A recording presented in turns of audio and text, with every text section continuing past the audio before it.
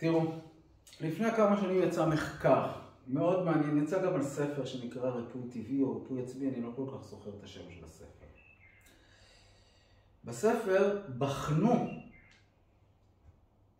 אנשים, זה נקרא רפואה ספונטנית. מה זה אומר רפואה ספונטנית? זה אנשים שהיו חשוכי מרפא או נוטים למות, שהייתה בעיה שנחשבת לא ברת ריפוי ברפואה המערבית המודרנית, והם הבריאו.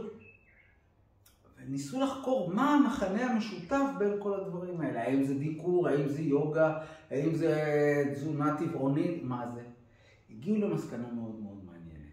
שהשינוי שאנשים עשו, זאת אומרת שהאדם לקח את גורלו בידיו, ולא רק הלך למטפל חיצוני שילחץ או שינתה, ואני לא מזלזל חס ושלום, ממש לא.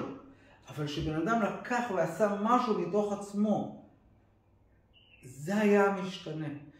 יש עוד משתנים, יש עוד דברים ופעילויות שבן אדם יכול לעשות חוץ מיוגה ומדיטציה ודמיון מודרך.